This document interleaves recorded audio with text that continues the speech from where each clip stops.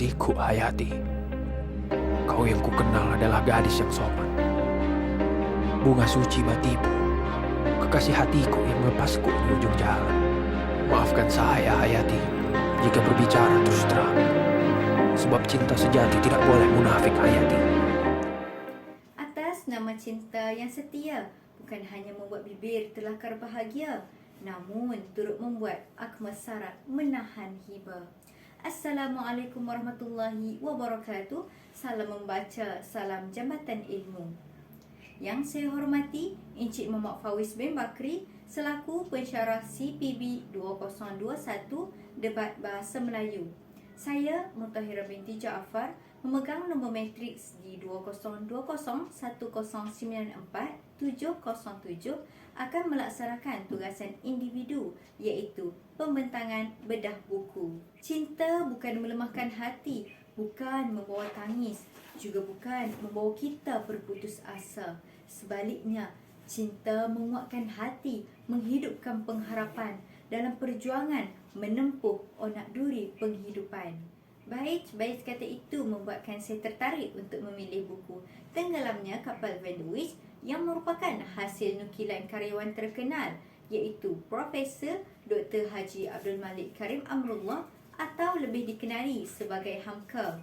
Beliau merupakan ulama dan sastrawan yang terkenal di Indonesia sekitar tahun 1930-an hingga tahun 1970-an. Novel ini diterbitkan oleh PTS Publishing House pada tahun 2015 dan dicetak oleh BS Print M. Sendirian Berhad.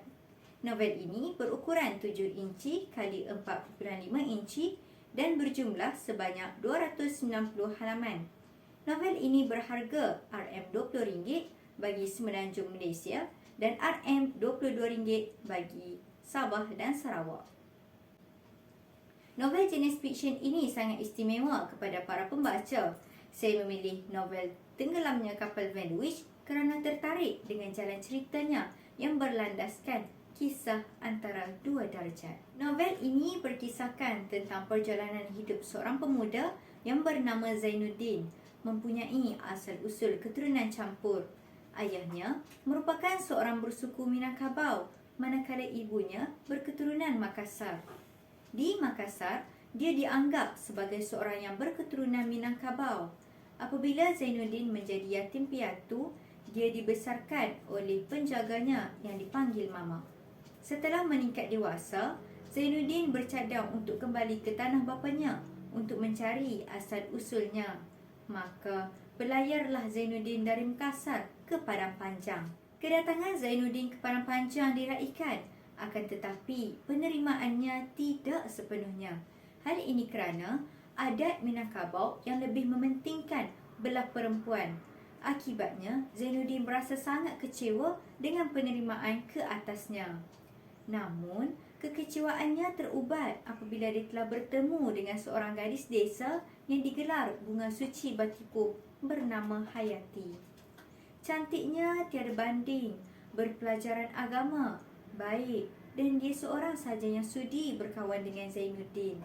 Perasaan cinta berputik apabila Zainuddin mengirimkan surat pada Hayati yang sangat puitis sehingga membuatkan Hayati merasa tersentuh hati. Namun sayang, 1000 kali sayang, Zainuddin telah diusir ke Batipu oleh Datuk Engku kerana dilabel sebagai miskin dan tidak layak untuk bercinta dengan Hayati. Peristiwa pahit inilah yang menyebabkan percintaan antara Zainuddin dan Hayati mulai menjauh. Tetapi, sebelum berlayar ke Batipu, Zainuddin dan Hayati telah berjanji untuk tetap bersama walaupun jasad masing-masing berada jauh. Semasa di Batipu, masing-masing berutus surat hinggalah satu masa Hayati berangkat ke Batipu untuk menemui sahabat karibnya iaitu Khadijah. Sesampainya di Batipu, Hayati ditimpa kejutan budaya akibat daripada pengaruh Khadijah. Khadijah dilihat sebagai seorang watak yang agak urban dengan sedikit ciri-ciri kebaratan. Akhirnya, Zainuddin dan Hayati telah ditemukan semula dalam sebuah pesta dan ketika itu, Zainuddin telah diperkecilkan oleh Khadijah kerana pakaiannya kelihatan agak kekampungan. Antara peristiwa pahit lagi dalam novel ini apabila Zainuddin telah mendapat surat dari Makassar yang mengkhabarkan bahawa Mak Basir yang mengasuhnya sejak kecil telah pun meninggal dunia. Mula dari berkawan, kemudian pucuk cinta mula tumbuh. Cinta yang baru pucuk kemudian dilanda badai. Kisah percintaan mereka tidak selamanya. Ranah Minang sangat kuat berpegang dengan adat menyebabkan cinta mereka tidak kesampaian. Hasrat di hati untuk meminang Hayati tidak diterima kerana Zainuddin berketurunan campur. Pinangannya ditolak mentah-mentah kerana Hayati telah ditunangkan oleh Aziz yang berharta dan berpangkat. Pedihnya hati Zainuddin ketika hadirnya Aziz yang berketurunan Tulen Minangkabau dan hampir sempurna sifatnya. Zainuddin berasa sangat kecewa sehingga menyebabkan keadaan psikologi dan fizikalnya tidak stabil. Kehidupan Zainuddin semakin hari semakin terpuruk. Badannya kelihatan susut kerana tidak makan dan akhirnya jatuh sakit. Akan tetapi, setelah mendapat nasihat dan kata-kata semangat dari Bang Muluk yang merupakan anak kepada pemilik rumah yang ada di Padang Panjang, akhirnya Zainuddin kembali termotivasi dan memutuskan untuk mengejar kembali cita-citanya menjadi seorang seniman. Semenjak itu, Zainuddin ditemani Bang Muluk berpindah ke Surabaya untuk mencari sesuatu yang baharu bagi mengubah nasib hidup. Zainuddin meningkatkan bakat kesusastraannya dalam bidang penulisan dan akhirnya berjaya menempa nama sebagai seorang seniman yang terkenal. Baik dalam penulisan maupun dalam pementasan, akhirnya Zainuddin telah membuka syarikatnya sendiri. Dipendekkan cerita, Zainuddin telah bertemu kembali dengan Hayati dan Aziz. Walaupun berkawan baik, namun cinta Zainuddin terhadap Hayati tidak pernah surut. Tetapi bezanya sekarang, Zainuddin lebih mahir untuk mengawal perasaannya. Hinggalah satu masa, Aziz kembali kepada perangai asalnya dahulu sehingga akhirnya Aziz telah meminjam wang daripada Zainuddin untuk meneruskan kehidupan. Kisah sedih selanjutnya yang sangat menyentuh hati Zainuddin apabila Hayati kematian suaminya iaitu Aziz. Zainuddin tanpa berfikir panjang telah memaksa Hayati untuk pulang ke Batipuh dengan menaiki kapal Van der Wijk. Inilah karya Buya Hamka yang menarik pembaca tenggelam dalam emosi penuh makna sama seperti tenggelamnya kapal Van der Wijk. Pelbagai pengajaran dan teladan yang dapat diperolehi daripada novel ini. Yang pertama, nilai yang diterapkan oleh pengarang dengan menggambarkan erti cinta yang suci bukan cinta sama manusia sahaja, namun terhadap tanah kelahiran, hukum, adat istiadat dan juga kekeluargaan. Yang kedua, novel ini turut memaparkan nilai patriotisme dan semangat cinta akan negara. Di samping itu, mengajar untuk pembaca menghargai sesuatu, terutamanya cinta dan kasih sayang.